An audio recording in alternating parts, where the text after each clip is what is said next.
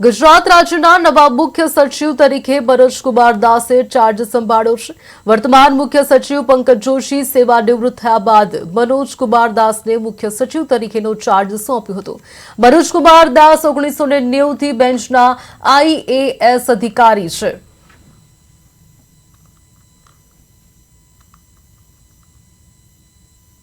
મારા માટે એટલી ભાગની વાત કરું છું કે આપણે કદાચ જોયું હશે, વાંચ્યું પણ હશે।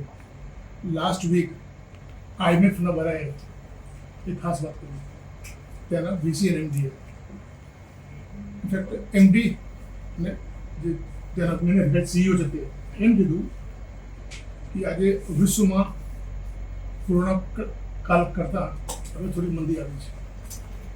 વૈશ્વિક ગ્રોથ રેટ 3.7 હતું, હવે ઘટીને 3 થયો છે।